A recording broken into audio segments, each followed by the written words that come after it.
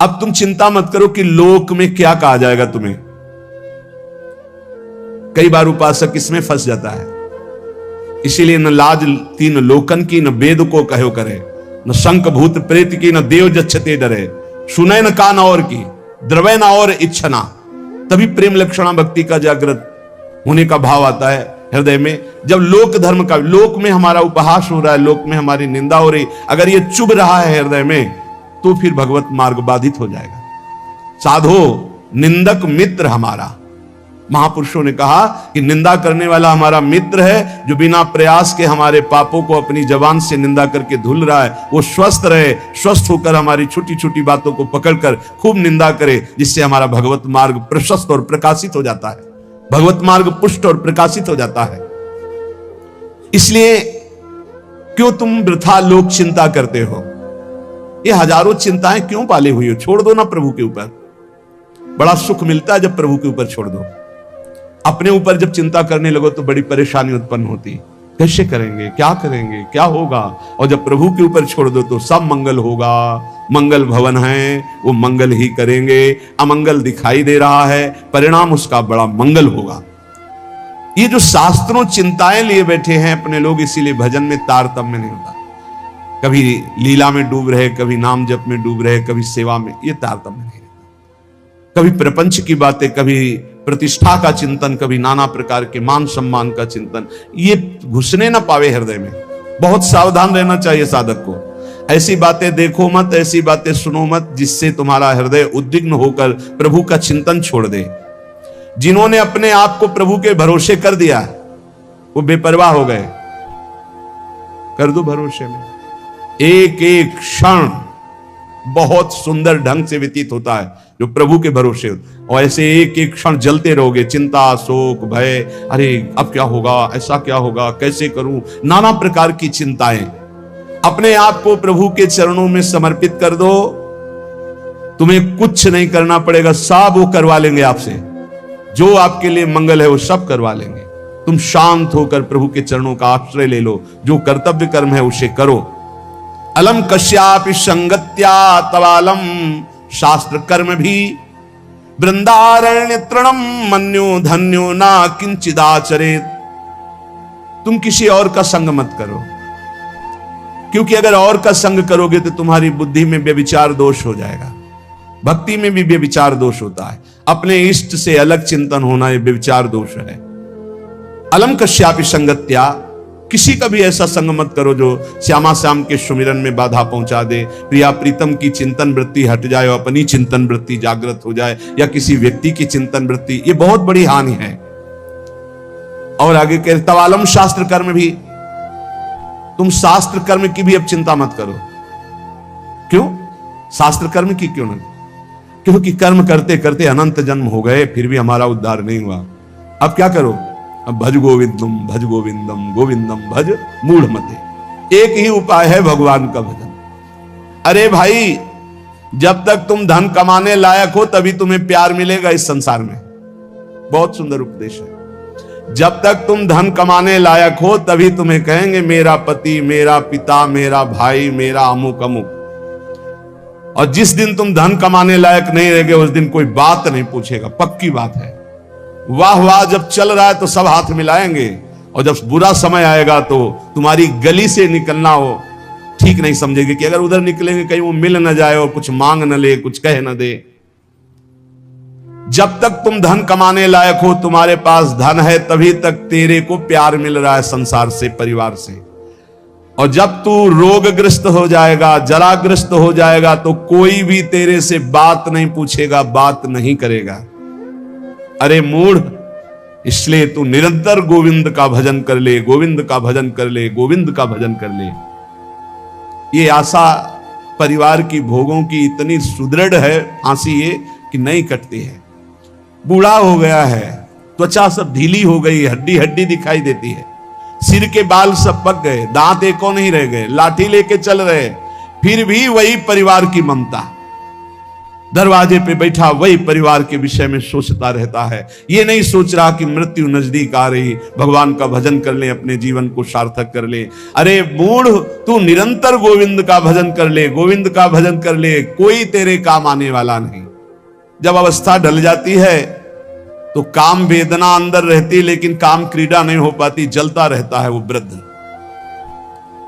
जब जल सूखने लगता है तो जलाशय जिसमें उसमें जो अंदर होते कछुआ, मछली, मेढक, जो भी जीव सब व्याकुल होने लगते हैं। क्या जलाशय जब जल सूख गया, अवस्था निकल गई तो क्या विकार, काम विकार उसे जलाता रहता है। वो चिंता से जलाशय में डलते रहते हैं कि अब पानी सूखा, मरेंगे। ऐसे ही जब धन नष्ट हो जाता है तो कोई परिवार का मित्र, रिश्ता, नाता कोई निर्वाह नहीं करता। सच्ची हमने देखा है, ये दृश्य देखे। इसी प्रकार अगर तत्व ज्ञान हो गया तो संसार से तुम मुक्त हो जाओगे। इसलिए तत्व ज्ञान प्रदान करने वाले भगवान गोविंद का भजन कर। दिन व्यतीत हुआ, रात आई, रात व्यतीत हुई, प्रातः हुआ, फिर दिन व्यतीत हुआ, फिर सायं आई। तुम्हारी आयु नष्ट हो रही, गए 24 घंटे, अब पता नहीं कितने घंटे, कितने मिनट हैं। शिशिर गई, शिशिर ऋतु, बसंत ऋतु आई, वर्षा आई, ग्रीष्म आई, शरद आई, गए। हर ऋतु 2-2 महीने अपना प्रभाव दिखाकर हमारी 2 महीने की आयु गई, ऋतु गई, दिन गया, रात गया, आयु बीतती चली जा रही है, आशा बढ़ती चली जा रही है। ऐसा मकान बना लेंगे, ऐसा कर लेंगे, ऐसा कर लेंगे। अरे मूढ़, मरने का समय आ रहा है।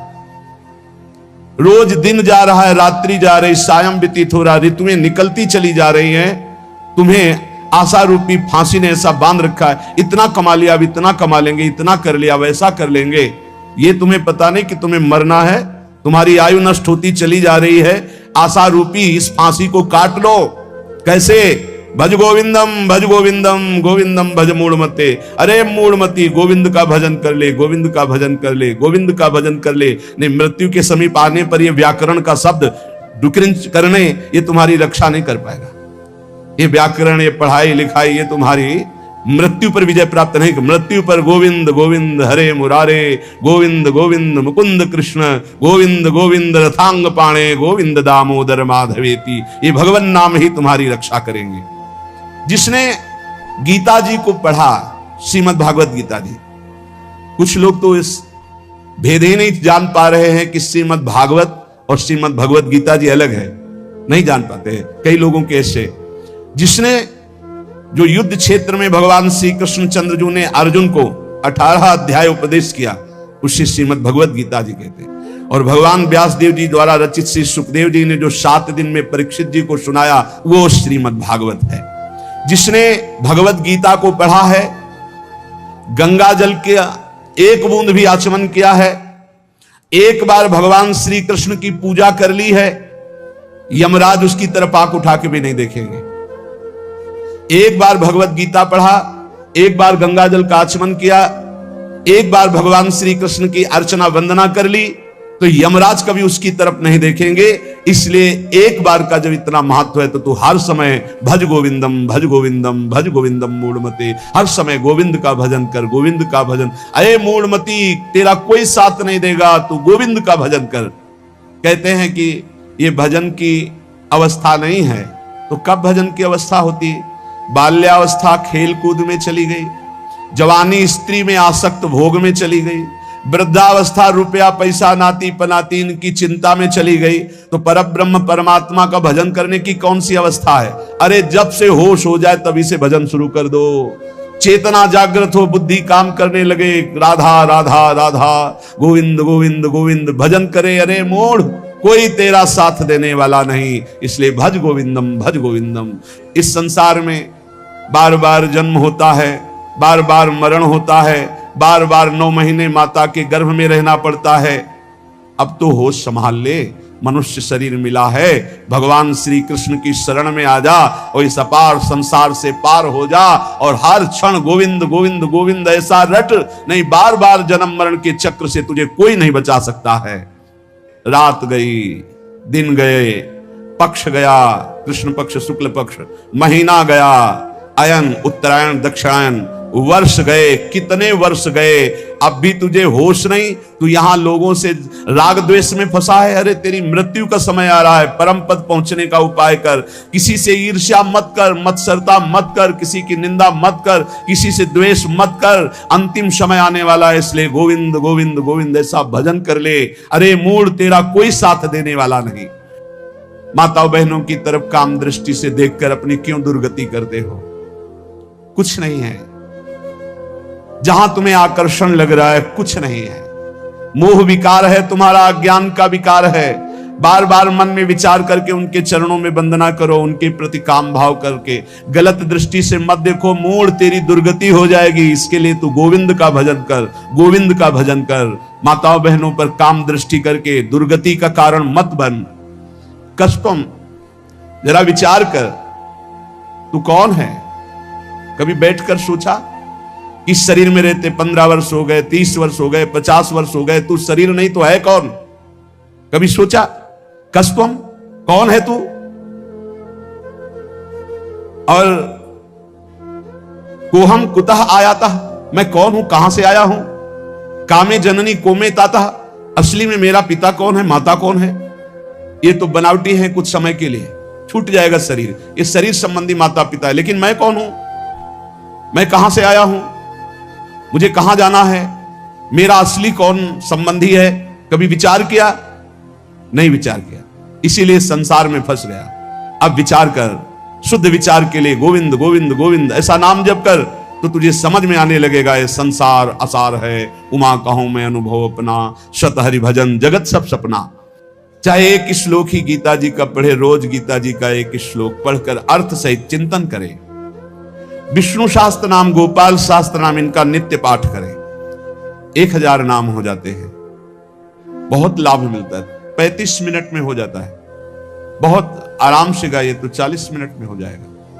रोज गोपाल शास्त्र नाम, विष्णु शास्त्र नाम का पाठ करो। रोज गीता जी के भले चाहे एक श्लोक ही पाठ करो। और कह रहे कि भगवान श्री हरि का नाम कीर्तन, उनका पूजन, उनका ध्यान करो और सदैव संत जनों का संग करो। नेयम सज्जन संगे चित्तम, चित्त संत जनों की वाणी में दे, असंतों की वाणी में ना दे। पर हमें लगता है संत जनों की वाणी में चित्त बहुत कोई भाग्यशाली देता है, नहीं तो प्रपंच की वाणी सुनने के लिए कान बहुत लालायित रहते। देयम दीन जनाय च वित्तम, यदि भगवान ने तुम्हें धन दिया है तो तुम उस धन का सदुपयोग करो। ऐसी जगह सेवा में लगाओ जो भगवान के अनुराग में चल रहे हैं, भगवान के भजन में लगे हुए हैं। गौ सेवा है, या ऐसे जो गरीब हैं, औषधि के लिए परेशान हैं, उनको औषधि का व्यवस्था कर दे। ऐसा धन का शोधन धन्य प्रथम गति जा। नेयम सज्जन संगे चित्तम, देयम दीन जनाय च वित्तम। धन की सार्थकता है दीन जनों की सेवा में, और खूब नाम जप करे। ये शरीर तुम्हें बहुत प्यारा लग रहा है ना, इस शरीर को बहुत लोग तुम्हारे प्यार कर रहे हैं ना, ये सब माया का नाटक है। जिस दिन तुम्हारे प्राण इस शरीर से निकल गए ना, तो जो बहुत प्यार करते थे वो नजदीक नहीं बैठना चाहेंगे। चाहे जितना प्यारा कोई रिश्ता नाता संबंध रखता हो, और मुर्दा घर में एक कमरे में हो, कहते जाओ उसके पास बैठकर रात व्यतीत करो, तो कहेंगे डर लगेगा। प्राण निकलने पर कोई तेरा नहीं है, इसलिए जब तक प्राण है तो प्राणनाथ गोविंद का भजन कर ले। गोविंद गोविंद गोविंद। जो अपने ब्रह्मचर्य का नाश करता है तो पहले उसे सुख जैसा लगता है, बाद में वो भयानक रोगों से ग्रसित हो जाता है। सुखता क्रियते रामा भोग।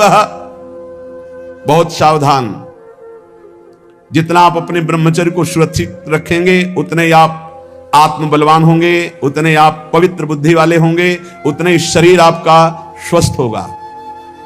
आपकी इंद्रियां तेजस्वी बलवान हो जाएंगी, भोगों की तरफ जाने के लिए नहीं, भगवान की तरफ जाने के लिए। और जो काम भोग को बड़ा सुख मान करके रमण करता है, पीछे शरीर जर्जर हो जाता है, बड़े भयानक रोगों से ग्रसित हो जाता है। भाई संसार में सब छूटना है, मरना है, तो सच्चिदानंद को प्राप्त कर लो। लेकिन इसी का उल्टा दुष्ट लोग सोचते हैं, जब मरना ही है तो खूब मनमानी करके मरेंगे। और विवेकी जन, संत जन जो साधु स्वभाव के, कि जब मरना ही है तो पापाचरण क्यों करना है, मुझे अच्छे आचरण करके उत्तम गति को प्राप्त करना है। इसलिए कोई भी पापाचरण मत करो। पापाचरण जन्म जन्मांतर में तुम्हें दुख ही प्रदान करेगा। हर समय गोविंद गोविंद गोविंद ऐसा भजन करो। तन ढकने के लिए यदि चिथड़े भी हो तो चलेगा। तन ढकने के लिए, शरीर पोषण के लिए ज्यादा चिंता मत करो, ये तन भी जलेगा, सड़ेगा, नष्ट होगा। इसलिए पापाचरण करके बहुत अच्छे कपड़े पहनने को मिले तो हमारे लिए नरकगामी स्थिति ही है। वर्तमान में भी पापाचरण के द्वारा शरीर को मत सजाओ, मोटी सोने की जंजीर और बढ़िया कपड़ा सा कुछ नहीं। ये अग्नि में भस्म होने वाला शरीर है, ये नष्ट होने वाला शरीर। पापाचरण करके इसे सजा रहे हो और पाप करके दुर्गति भोगोगे। एक मार्ग है ऐसा जो तुम्हें इस जन्म में पुण्य और पाप दोनों से बचाकर भगवत प्राप्ति करा दे। वो भगवान का मार्ग है। न मैं हूं, न तू है, न ये संसार है, एकमात्र भगवान है। इसलिए भगवान की शरण में हो जा और गोविंद गोविंद गोविंद ऐसा भजन कर। चाहे गंगा सागर चले जाओ, चाहे बड़े बड़े उपवास कर लो, चाहे बड़े बड़े दान कर लो, जब तक भजन नहीं करोगे तब तक ज्ञान नहीं होगा। क्या ज्ञान? ये संसार में एकमात्र वासुदेव है। बहु नाम जन्मनावंते ज्ञानवान माम प्रपद्यते वासुदेवा सर्वमित समात्मा सुदुर्लभा। एकमात्र भगवान सर्वत्र है। ये अनुभूति जब तक नहीं होगी तब तक संसार चक्र में तुम्हें बार बार आना पड़ेगा। तो ये ज्ञान कैसे होगा? बोले निरंतर नाम जप करने से। चाहे गंगा सागर दौड़ आओ, चाहे बड़े बड़े उपवास कर लो, चाहे खूब दान कर लो, जब तक भजन नहीं करोगे तब तक शुद्ध ज्ञान नहीं होगा। और शुद्ध ज्ञान हुए बिना सर्वान वस्तुतया निरीक्ष परम स्वाराध्य बुद्धिर्मम, आपको भगवत प्राप्ति नहीं होगी। इसीलिए कह रहे बार बार गोविंद का भजन कर, बार बार गोविंद का भजन कर। श्रीपाद प्रबोधानंद जी इसीलिए कह रहे अलम कश्यापि संगत्या तब आलम शास्त्र कर्म भी। जीव भगवान से विमुख होकर संसार को सत्य मानकर इंद्रियों के द्वारा भोगे जाने वाले विषयों में सुख बुद्धि करके, धन मान प्रतिष्ठा कीर्ति इनमें सुख बुद्धि करके वो भगवान से विमुख हो गया है। वो अज्ञान में ही अपने को सुखी मानता है। कोई बिरला ऐसा है जो अज्ञान का त्याग करके भगवान की शुद्ध भक्ति में अपने चित्त को जोड़ पाता है। श्रीपाद कह रहे हैं बिना वृंदावन की कृपा के, बिना वृंदावन के रसिकों का संग किए, बिना वृंदावन की रजरानी का सेवन किए प्रेम लक्षणा भक्ति जागृत नहीं होती। क्योंकि प्रेम समुद्र है वृंदावन, और हमारे अनंत जन्मों के ऐसे अपराध, इस जन्मों के ऐसे पाप हैं जो विशुद्ध प्रेम लक्षणा भक्ति में प्रवेश होने नहीं देंगे। तो इन महत पापों का नाश श्री धाम वृंदावन का आश्रय वास ये नष्ट कर देता है, बड़े बड़े अपराधों को धूल धूसरित कर देता है। श्रीपाद कह रहे हैं संतु विधर्मा सतसः सद्धर्मायान्तु सर्वेस्तम यदि वृंदावन मंगी कुरुते मम का तदा चिंता। यदि श्री जी की कृपा से वृंदावन ने मुझे स्वीकार कर लिया, कैसे हम जाने कि हमें वृंदावन ने स्वीकार कर लिया? जब हमारे हृदय में एक आश्रय जागृत हो जाए कि हमसे साधन तो भले उस कोटि का नहीं बनता, पर वृंदावन धाम की कृपा है। वृंदावन की कृपा से वृंदावन के अतिशय लाडिले युगल सरकार हमको इसी जन्म में प्राप्त हो जाएंगे। वृंदावन हमारा प्राण है, जीवन है। भले हम अखंड वास नहीं कर पाते, पर वृंदावन ही हमारा सर्वस्व है। संत विधर्मा सतसः बहुत गूढ़ विषय है। कह रहे हैं हजारों हजारों अधर्म हो गए हों तो भी तुम्हें प्रियालाल की प्राप्ति हो जाएगी। विश्वास करो, ये धाम बहुत पावन करने वाला है। पवित्रता का मूर्तिमान स्वरूप गंगा जी, वहां भी अवगाहन हुआ है, तीर्थों का भी अवगाहन हुआ है और पवित्र क्षेत्रों का भी अवगाहन हुआ है। पर श्री धाम वृंदावन अमोघ है। जब तक आपका हृदय पावन नहीं है तो आप इसका अनुभव नहीं कर सकते हैं।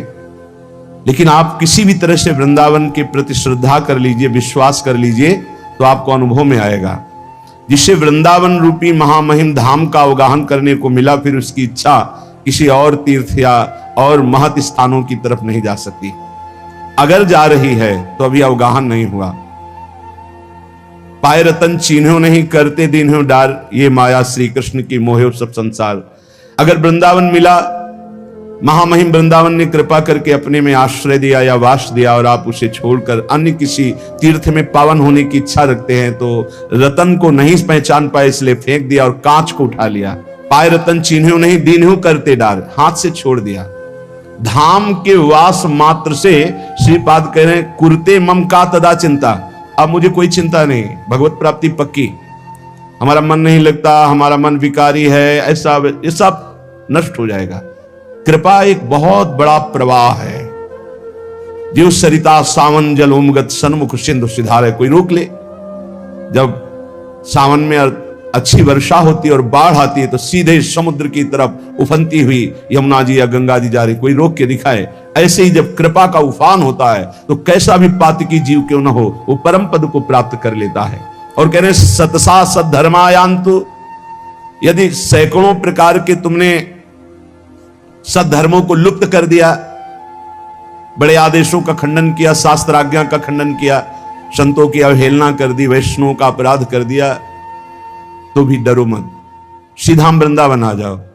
वृंदावन का रज का सेवन, ठाकुर जी के दर्शन, चरणामृत का पान, वृंदावन की परिक्रमा, यमुना के किनारे बैठकर नाम कीर्तन, इस सब पापों को नष्ट कर देगा।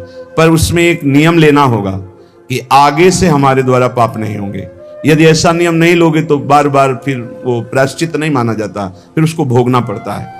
प्रायश्चित तब माना जाता है कि आज तक हुआ, आज के बाद मैं नहीं करूंगा, और पक्का नियम ले ले। फिर कोई व्यवस्था में त्रुटि हो जाती है तो भगवान जानते हैं कि उनकी प्रबल माया है, फिर क्षमा कर देते हैं।